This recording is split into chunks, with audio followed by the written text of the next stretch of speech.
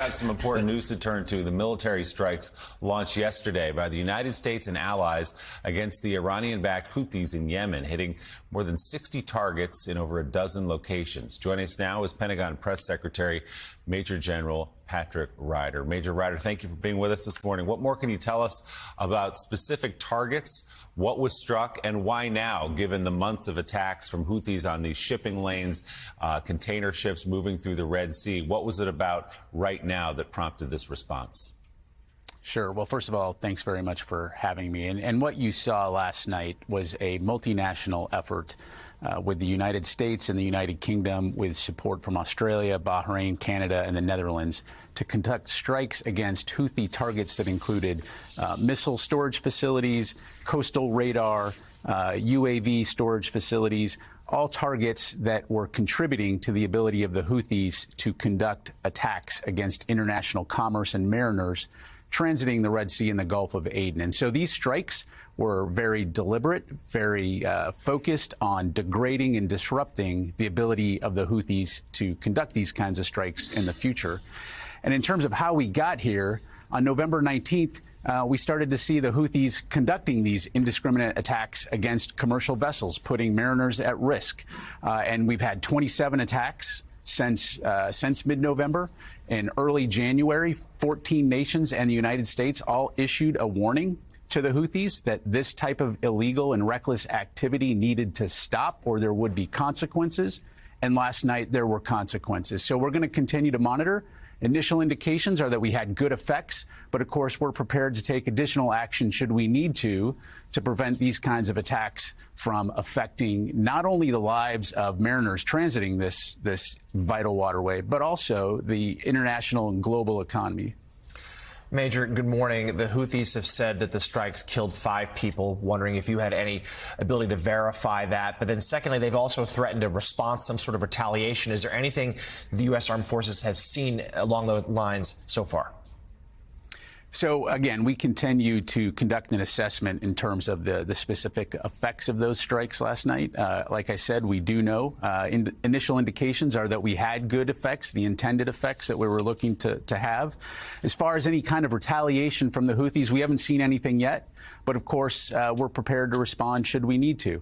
I think it's important to highlight that no one wants to see any type of escalation or increase in conflict in this region. But it's also important that when you have the international community being regularly attacked indiscriminately by these Houthi rebels, that we need to take action. And last night we did that. And we should point out it's not just ships in the Red Sea. There are American troops who've been attacked in Yemen. American troops have been attacked in Iraq as well. So there is this fear, Major General, of a wider war, which is that perhaps this is what the Houthis wanted. Perhaps this is in some ways what Iran wanted, that to draw the United States into this, although it seems unlikely Iran wants a showdown with the American military at this point. Do you worry about this war spreading far beyond the borders of Gaza, far beyond the borders of Israel and across the Middle East? Well, it's a great question, and it's something that we've been very focused on since the beginning of the Israel-Hamas conflict in October. As you know, we sent additional capabilities into the region to specifically provide a deterrent effect and to provide capabilities that would enable us to respond to a wide range of contingencies. And so we do have concerns about a broadening escalation in the region, which is why, again, we've provided those capabilities there. But I think it's also very important to differentiate the conflict that's happening in Gaza right now with what we're seeing in the Red Sea.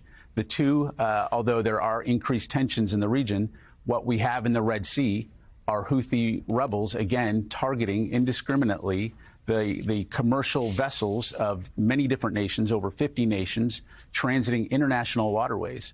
And so, again, the international community had provided multiple warnings, and last night we took action. But again, we're going to do everything we can to prevent the conflict in Israel with Hamas in Gaza from broadening into a broader regional conflict. But David Ignatius, what they do have in common is Iran backing both Hamas and the Houthis.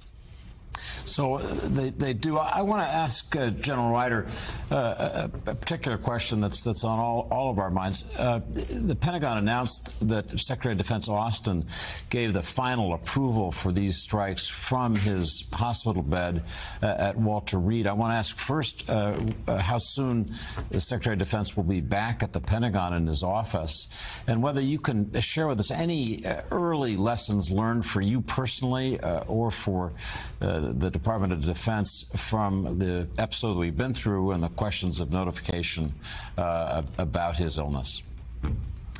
Yeah, so first of all, the Secretary is recovering well. We don't have a date yet in terms of when he'll be released from the hospital. Of course, we'll keep folks updated. But he's been actively engaged in overseeing and directing the strikes that we saw last night. On Tuesday, when the Houthis were conducting their complex attack, he was participating in a meeting with the chairman and the CENTCOM commander to monitor that activity. Spoke with the president twice over the last 72 hours, as well as conducting multiple calls each day with the CENTCOM commander, the chairman, as well as the national security advisor. And as you highlight, he gave the order yesterday afternoon to conduct these strikes. In terms of what we've learned, the Secretary has taken full responsibility on the need of the department to do better when it comes to transparency. And we are committed to abiding by the DoD principles of information, which is ensuring that the American public, that the Congress, and that the news media have timely and accurate information about the business and the operations of the Department of Defense. So going forward, we are recommitted to that, and we are confident that we will continue to work hard to earn the trust of the American people. So, General, what happened? This seems very elementary. SecDef is going to have a major operation. He notifies the president. That's just, for all the time, as long as I've been in Washington, for as long as you've been in the Pentagon, that's a no-brainer. What happened here? Well, again, the Secretary, issued a statement on Saturday, taking full responsibility, committed to doing better. As you've probably heard, we're conducting a review to look at the relevant facts, the timelines, and so I think a lot of that will enable us to look at where we can improve and what we need to do better moving forward. In addition, the Department of Defense Inspector General is also going to conduct a review to look at the notification timelines and processes. And so, of course, we welcome that, and we'll look forward to looking at what we can do procedurally moving forward. I do think it's important to highlight that we have taken some immediate steps to ensure that when there is a transfer of authority, that the right people know as quickly as possible. And that it includes a reason why that transfer of authority included. No. The last thing I would say on that, it's also very, very important to understand, at no time through any of this was there any degradation in the command and control of the Department of Defense. At no time was there a national security risk. Yeah, well, thank God for that. Again, not to belabor the point, but this is a pretty simple one. I don't know that there need to be a lot of studies, in-depth studies. This is just a question: why didn't the SecDef pick up the phone and say, Mr. President, I've got prostate cancer and I've got to have a surgery, so I'm going to be out for a couple of days?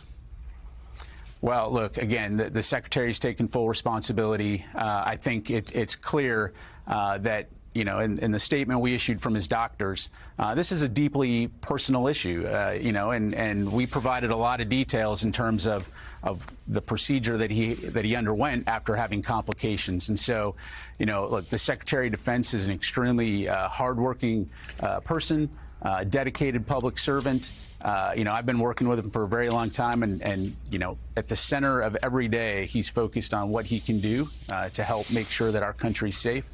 So, again, I'm confident going forward that will remain his focus.